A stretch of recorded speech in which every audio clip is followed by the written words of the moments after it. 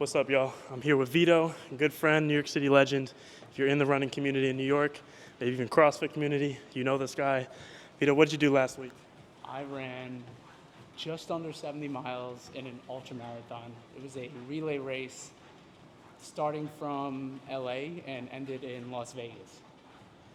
My shins are sore just thinking about it. So he didn't have any shin problems, actually. We're good friends. We live in the same building, actually. And we're bonded on something very core tight as friends. We both had serious hip pain when running. So his shins held up, but I remember talking to you about a couple months ago in here. Took up your whole workout, your 1 hour workout time. We just chatted about our hip stuff and how I had a sports hernia that kind of was from like hip impingement. And then that was correlated to my low back getting injured. So I'm just kind of curious, we could talk about the running and how that's affected your hip and managing that and training. It was kind of tough. I was on a really kind of like hot streak. I was feeling really good for a while. And then one day I went out for a tempo run. And if you don't know what a tempo run is, that is a run that's at a faster pace, around like your race pace. So I was really I was basically sprinting. And I think on my last rep, I stepped on a bit of a dirt patch. My foot kind of let out from under me. And when I got back home from that run, I immediately felt my right hip flexor. Just felt tight. And then within the week, the stiffness and the tightness then turned into pain. So I would like start a morning jog even. And the first couple of steps, I was kind of hobbling around because of that pain in my hip flexor. And it was shooting for a while. Yeah. And so, I got my first dose of hip pain doing a dead bug. You know what a dead bug is? Yes. I was literally... Like laying on your back. Right. And I extended out kind of like this flutter kick ab move, and I felt a pop right in my hip. Kind of like that snapping hip, but it was painful. And I actually got my sports hernia, which is a tear in my ab wall. Mm-hmm. I remember talking to you about it, like... Thought I had to get surgery for the groin. This is already after my back issues. Every time I'd squat, I'd feel like pinching in my hip. Yeah. Did you ever get that? Yes. Okay. Yeah. So he was having impingement a bit, like. Yeah, I was feeling the impingement, and then, I would warm up before like I guess a quote unquote like leg day. Yeah. And if I was to go do a cyclist squat or just a typical back or front squat, after warming up, I feel good. Then ego would get in the way, and I would start squatting heavy, and then after second, third set, the pain would all come back. We're actually just going to do 2 stretches for the hips before we go do the hip mobility strength through length. We could switch. A lot of people usually don't stretch before they work out because it would kind of kill some of your strength, or it's a certain reflex in your muscles that you lose. But if you're training to open up and get strong through a long range of motion, sometimes stretching right before the tightest areas is worth the 5% of strength loss that you're gonna get. It just makes it feel so much better. So, how are you feeling right now? I'll give you the mic. I feel good. I'm holding back a sweat. Those backwards walks really, you don't realize it's cardio when you start, and then you're 2 minutes in and you're like, oh, my heart rate's definitely going up right now. Yeah. But, it's funny, you said that, what you just said about the little bit of extra 5 minutes of warming up might sacrifice extra load when you're working out. Back in my CrossFit days, one of the things that CrossFit always preached. So I'm lifting too. You think he's a distance runner? I've really never met someone with such a crazy versatile. We were definitely squatting heavy weight, and I guess contrary to popular belief, CrossFit really does preach full range of motion. And if you were to half squat a back squat, you might go up another 20, 30 pounds in that back squat, but there's always a better chance that you're going to hurt yourself. Yeah, so the combination, ego lifting in the past, I'm not saying you were ego lifting or not, but I was. I was, yeah. Then lots of sprint training for me, lots of miles logged. And then let's say you had a whole crazy training week on Friday and you want to get even better as a runner. What do you do on Sundays, on your off days, when you're trying to kind of just catch up as a distance runner and really improve? You just stack more miles. I mean, that's the common mistake, especially for beginners, and myself included, was first thing I ever, coming from a lifting background into running, I figured that the only way I can get better at running was by adding miles, and I stopped working out pretty drastically and only ran. Yeah. If you can elevate what you sit on, leave the butt the same, and even going up 6 inches is going to help you out. So let's go through. We're just doing one round. You can do 1 to 2 of couch stretch mobility and then butterfly mobility. Let's go a little weight here. Hold this one on the knee. You ever done it weighted? Yes, sir. Okay. Gentle pulses. You can just go through like 20 reps up and down. What is the correct term for this thing? Butterfly? Yeah, loaded butterfly. Loaded butterfly. Super tough. There's a lot of animal stretches. We got elephant walk, butterfly stretch, pigeon stretch. We just don't like human anatomy, but nice. We'll just go through 20. So the couch stretch is preparing us for what we're going to do with the split squat. This butterfly is preparing us for the seated good morning.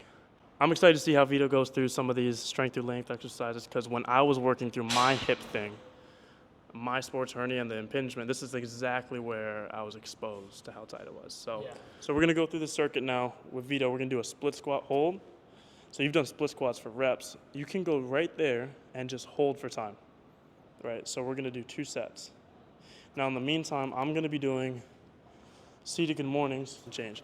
You keeping the heel down makes it way more of an adductor stretch in the front, in the glute. It makes that stretch effect way more. Then the back leg, we used to say it was good enough if your knee didn't hit the ground, but that's not very straight compared to actually really keeping it straight, right? And so, good, man. We're good there. We're going to go to seated good morning. So everything has tiny nuances to make it as potent as possible. So you want your feet kind of like a squat, a little wider, and then a little bit in front. Yeah, exactly. Right there's good. So sit all the way up. And I want you to super extend your back. Lead with your belly button, like arch the low back. And don't even worry about getting to the ground. Go till you feel the max stretch, and then back up. Good. And then try to push your knees against me, especially at the bottom. Don't let me push your knees in. Nice. And just hold for a sec. Yeah. Sorry. No, you're good. So right where it's toughest, where you're like about to lose form in the back, hold there for 2 seconds, and then back. Nice. Keep going. Let's go for like 15. You go a little faster on the way down. Nice. So that little cue of pushing your knee out at the bottom can make a big difference in how you feel it in the glutes. And this is almost like we were talking about earlier, taking exercises slower and trying to spend the most time where it's hardest. Split squat, hold at the bottom. Here, seated good morning, a little pause at the bottom. That's where you can actually squeeze the most active. Push my hand. Yep. Where you're at the highest stretch, contract the hardest, and that's how you actually change the length. Nice, bro. You've done reps before on this? Yes, sir. So we're going to do 2 different standards. I'm going to take you through the hold standard, and then we're going to do the rep standard on the next round. Okay. So you're going to just hop on and hold at the top. Think like a reverse plank. Oh, shit. Okay. This is burning. Okay. Yep, right there. Exactly. And no worries, we're just going for 2 minutes. 2 minutes, bro. That's great. I was about to say, whew. He didn't want to show it on camera, but I'm like, Fire. right about now, people start shaking. Yeah, let's walk over I'm here. on fire. We're going to do one more round now. We'll go loaded. That's great, bro. Really squeeze the back glute. So this is active. Like stretching makes you weak. Stretching makes you whatever, soft. Like you can get to a sweat and start shaking. Stretching if you start making it active. Let's switch. So why this matters for what we're talking about. It was during COVID. I got the sports hernia. Already had disc problems. Already still had SI joint pain in my back. And couldn't squat. The only thing I could do was this strength through length opening up stuff. I was actually going to get surgery for sports hernias. Do you know what that surgery is like? Oh, man. Well, they have to cut you in where the hernia is to then let it lengthen on its own, right? A little bit. So usually the type of surgery is called a mesh surgery, and they will go where the ab wall tear is really low. They'll cut through to get in, and then they put this little mesh filter wall right under. So instead of your organs poking through or like the pressure not being distributed even, you have this like screen window, like in a window or some like metal mesh holding it for you. I thought that was all the problem was. And then I did more research, And I saw that like 85% of people who had sports hernias, when they got surgery, they also had hip impingement. So, and hip impingement is thought to be like hopeless if you have it, but we felt if you seriously open up the adductors, seriously open up the hip flexors like this, hip flexors even internally rotate your hip. And then adductors internally rotate your hip. So if your hips are really internally rotated, you can pretend by moving your toes out when you squat extra, but they're still turned in too much, which is why they don't move in the socket and you get that pinch. So funny enough, without even trying to fix this, I was trying to fix my back. I did the split squat, opening up the front, the seated good morning, opening up the inside, and by the time I could squat pain-free, the sports hernia didn't even hurt. Yeah. I have a cool way to kind of regress even further. Sometimes the levels can be like too easy, then it's too hard, so I'll let you put on your back and you sit up on there. The first place to start, we can actually slide this here. Now it's kind of an in-between level. Try to get your stomach to there. Yep, nice. Back up. Really arch, yep. And a funny little feeling, instead of like going down, I try to get my head forward. So I reach, chin up, and really reach forward. That's a nice additive to this, honestly. Yeah, there's literally like 6 different mini things you could do to exercise where you're like, oh wow, that feels completely different now. Nice, bro. Just flow through it. Okay, now we're back at the back extension second round. You crushed it on the holds. Let's go through the second standard. We're gonna go for reps. Okay. So you're gonna do 30 full range reps and try not to hip hinge and go fast because you've been training this. He's safe to, he's ready. Low back ability certified signature. He's ready to work. So we're gonna try to go leading the elbows. Go down head to the ground and then back up. So start with it around. Like A little bit like a Jefferson. You don't have to go super slow. Cross the hands across the shoulders. You crushed it, Vito. You passed the LBA challenge. Your split squat's looking pretty good. Seated good morning is almost better than me. Back extension standard. He doesn't even train for it, so the whole YouTube channel's going to be pretty pissed off. They're working for their first rep. He just did 30, but this guy ran 70 miles last week. He's a champ. If So. you spend, 5 years of 4 to 5 hours a day in the gym, Yeah, we got you'd hope. we got mental health issues we're trying to suppress through lifting. We're hiding some. We're working out here, but just kidding, bro. Appreciate it. Thanks, man. Check them out. What's your Instagram? It's at Vito. I'll do it again. Sorry. We'll put it on the screen. Yeah, it's at VITO _ my last name LENTINI. Lentini.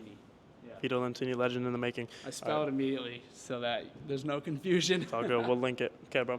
Appreciate it, man. That was amazing.